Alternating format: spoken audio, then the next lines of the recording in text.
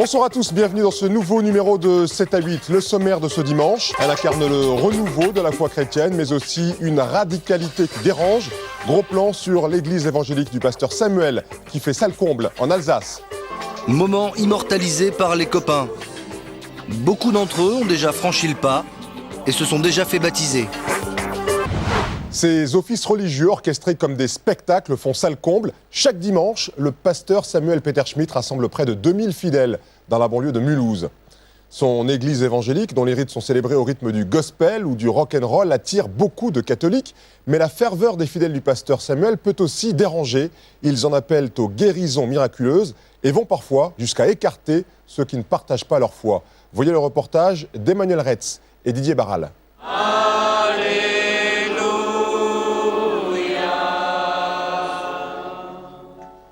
Ils sont ouvriers, médecins ou fonctionnaires. Chaque dimanche, ils viennent dans la banlieue de Mulhouse partager leur passion pour Jésus dans cet ancien hypermarché reconverti en église.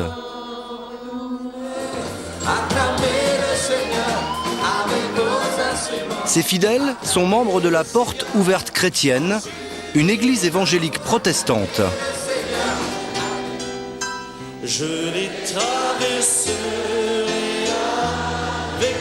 Au clavier, Samuel Peter Schmidt, 45 ans, musicien, chanteur et surtout pasteur. Jésus pourra dire « Je n'ai perdu aucun de ceux que tu m'as donnés ». Chaque semaine, 2000 fidèles sont suspendus à ses lèvres. La cérémonie est aussi retransmise en direct, via le net, dans 37 pays du monde. Surtout en Asie et en Afrique, où Samuel va régulièrement prêcher. Alors que les églises se vident, le pasteur fait salle comble tous les dimanches. C'est à Pfaffstadt, un village près de Mulhouse, que tout a commencé. Alors, nous arrivons à la maison de mon enfance, c'est là que j'ai grandi. La Porte ouverte chrétienne a été fondée au début des années 60 par Jean Peter Schmidt, le père de Samuel.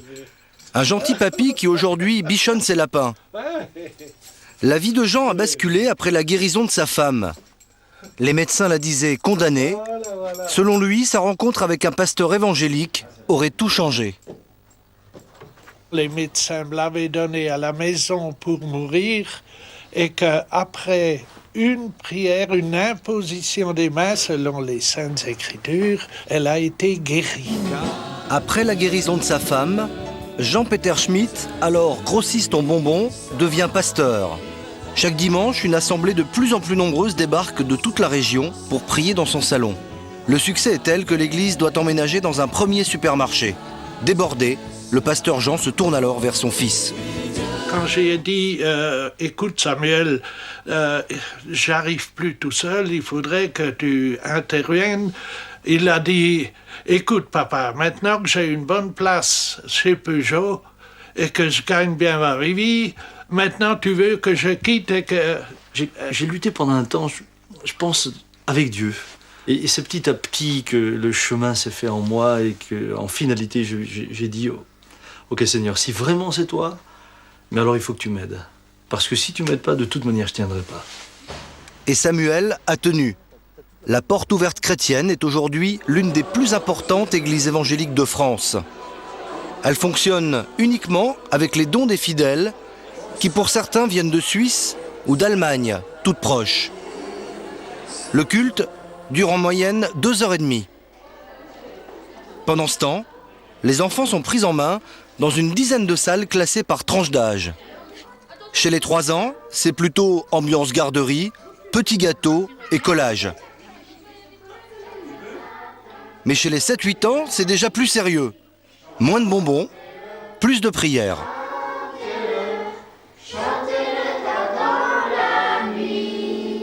Seigneur, nous te les remettons entre tes mains.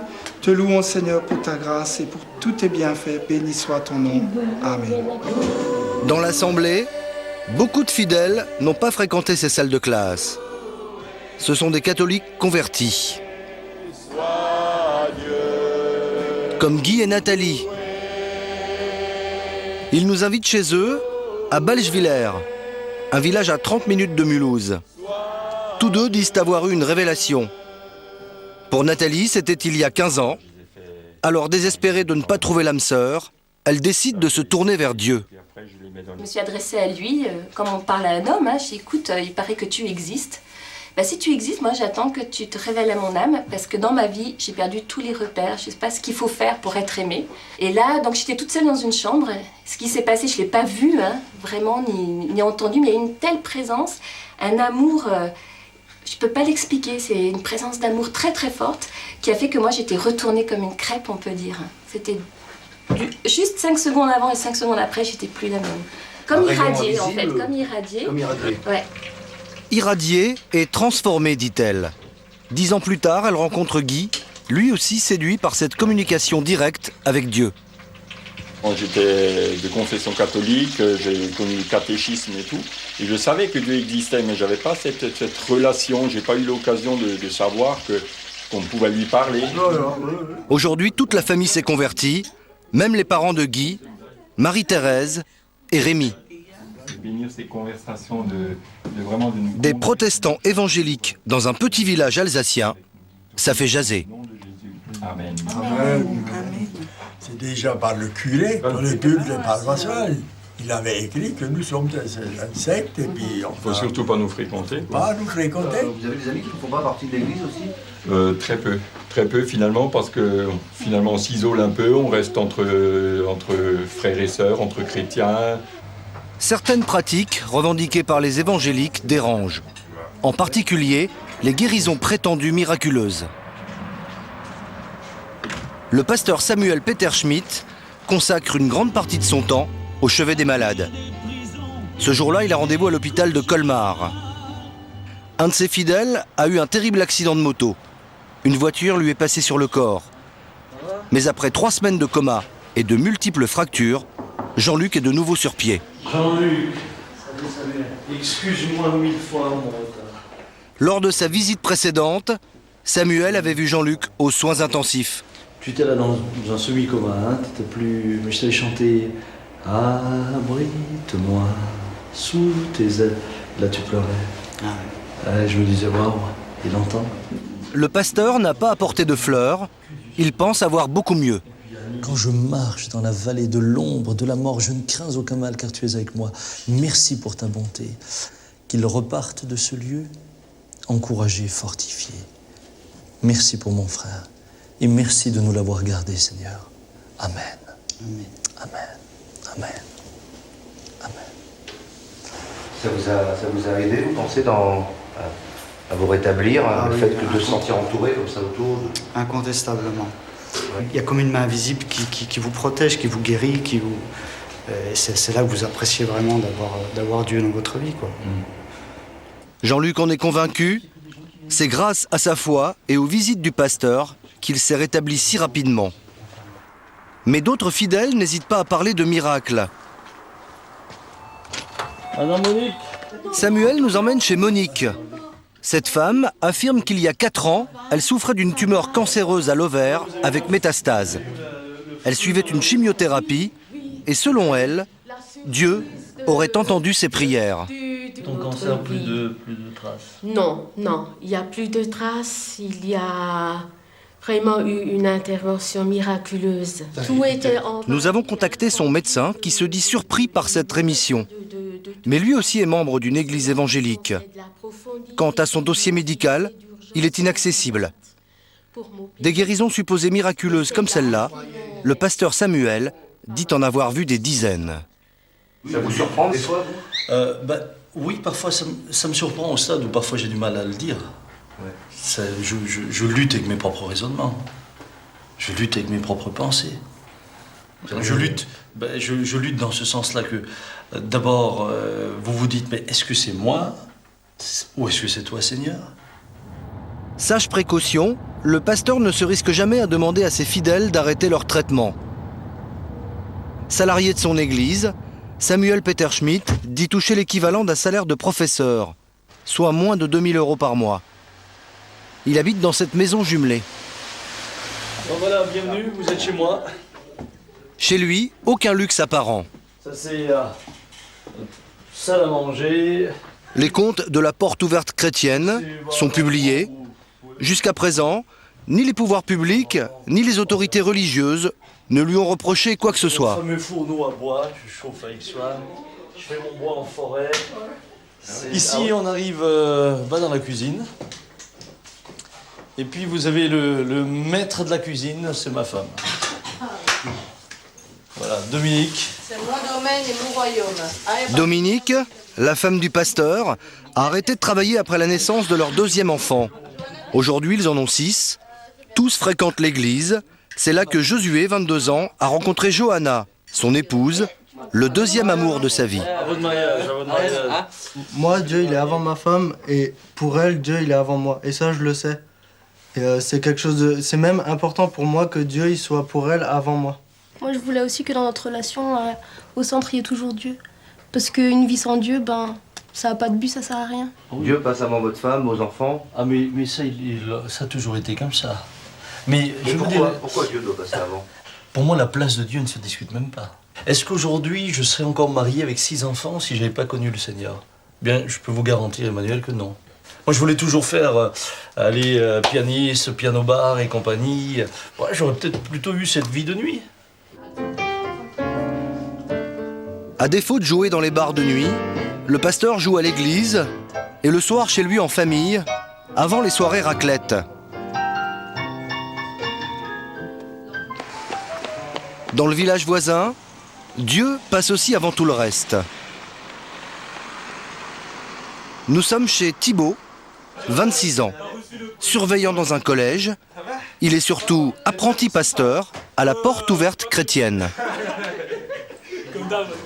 Donc Jésus, il est partout. On le voit dans mes tableaux, un peu partout.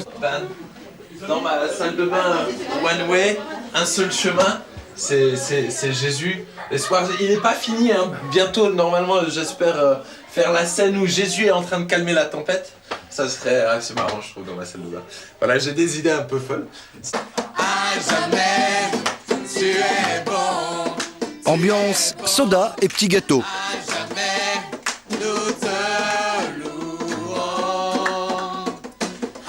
Étudiants, infirmières, chanteuses de gospel, la plupart de ces jeunes a grandi dans la foi évangélique. Ils se retrouvent chaque semaine. Je veux te glorifier, Seigneur, parce que tu m'aimes et tu m'acceptes tel que je suis. Tour à tour, ils prennent la parole. Merci de ce que vraiment, Seigneur Dieu, tu écoutes les cœurs. Tu es celui vraiment qui nous entend, Jésus. Après les prières, la discussion. Thème de la soirée, la tentation, notamment sur Internet. Concrètement, sur Internet, le soir, on est seul. Tout d'un coup, quelles sont les choses que le diable va chercher à nous proposer, surtout peut-être à nous les garçons? Une image. Des femmes pas très habillées. Est-ce que t'as péché? Est-ce que t'as fauté? T'as vu l'image? En ayant vu l'image? Ouais. Non, mais en ayant... Si tu continues, forcément. Si tu cliques dessus, c'est vrai que là tu pêches. Alors que si tu l'éteins, non, t'as fait le bon choix et là, Dieu il est fier de toi. On est censé voir un homme ou une femme comme ça, après le mariage, pas avant. Donc la plupart d'entre vous n'ont jamais eu de relation sexuelle encore avant le mariage, je veux dire. Non. Dieu merci. Je connais Dieu merci, c'est ça. C'est important, ça c'est... C'est très important. Pour fidéliser les jeunes, Thibaut anime chaque samedi des soirées dans l'église.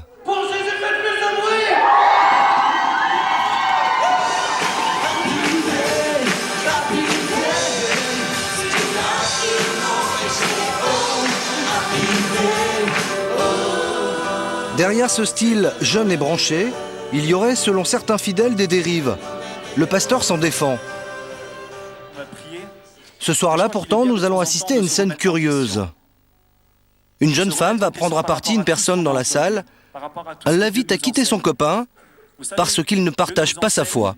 Mais il s'impose jamais. Il y a une jeune fille qui est là et tu as un copain depuis pas mal de temps et il marche pas avec Dieu, il croit pas en Dieu et vraiment il se moque même des fois de toi quand tu viens à l'église.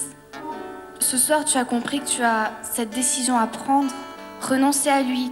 Jésus te dit, mais vraiment fais ce pas, prends cette décision de marcher avec moi. Remets-moi ton cœur et je prendrai soin de toi. Selon l'Église, Dieu se serait servi de la jeune femme pour prendre la parole. Alléluia Jésus. Je peux comprendre que c'est tellement irréel et ça fait presque un peu peur, ça fait sectaire. Mais une fois que vous-même vous êtes adressé par la parole de Dieu et qu'il y a des choses qui sont révélées que personne ne sait, vous vous rendez compte qu'il y a beaucoup plus que simplement la vie ici terrestre et qu'il y a beaucoup plus qu'on voit en fait. Thibaut et l'Église ne s'adressent pas seulement à des convaincus. Ils s'intéressent aussi à des jeunes des cités sensibles de Mulhouse. Donc voilà Antizone. Donc là c'est Antizone, c'est des jeunes des quartiers, donc à partir de 12 ans jusqu'à 18 ans, qu'on réunit pour faire des soirées de ouf. Les soirées de ouf, c'est boissons, gâteaux et tournois de jeux vidéo à volonté. Chrétiens, athées, musulmans, tout le monde est invité. Qu'est-ce que vous faites sinon chez vous dans le quartier le soir? On s'ennuie. On fout la merde. Heureusement qu'ils sont là. Heureusement qu'ils sont là, ouais. Sinon on fait du foot, c'est tout. Est-ce que vous leur parlez du Seigneur aussi? Oui, on leur parle de Dieu, donc quasiment à chaque soirée. Ce qu'on veut, en tout cas, c'est forcer personne, mais leur donner des clés pour qu'ils puissent chercher Dieu. Alors, et Dieu, vous en pensez quoi, vous, alors? C'est bien. Dieu. À la question sur la religion, les garçons préfèrent botter en touche. Dans la pièce voisine, les filles, elles non plus, ne sont apparemment pas venues pour Dieu, mais plutôt pour l'atelier manucure. Et Jésus, c'est qui? Bah, moi, je suis pas. Moi, c'est musulman. Moi, Jésus, moi, je connais pas. Mais pour Thibaut, ces soirées ne sont pas inutiles. La preuve, c'est Momo. Donc voilà, je vous présente Momo. Momo donc vient à Antizone depuis plein d'années, ça fait 5 ans depuis le début, en tout cas, je crois. Hein. Et demain, il va se faire baptiser donc, à l'église. Ah ouais, c'est voilà. Oh, check. Ouais. Si tu crois à fond, franchement, c'est ça qu'il faut faire. Le lendemain, c'est jour de baptême. Cela n'arrive que 3 fois par an. Ce dimanche, ils sont une petite quinzaine en robe éponge à faire le grand saut. Les 5 pasteurs de l'église ont été mobilisés. Pour la délivrance de tout son passé, nous lions toutes les puissances de la première, deuxième, troisième et quatrième génération. On retrouve Momo, concentré. Les évangéliques se baptisent à l'âge adulte, car il faut que ce soit un choix consenti. Mohamed Camara, dit Momo. Tous ses supporters étaient à l'âge de 5 ans. Moment immortalisé par les copains. Beaucoup d'entre eux ont déjà franchi le pas et se sont déjà fait baptiser. En 23 ans de carrière, le pasteur Samuel Peter Schmidt a converti des centaines de personnes. Face à l'augmentation du nombre de fidèles, il a même engagé des travaux. D'ici quelques mois, son église pourra accueillir 3500 personnes.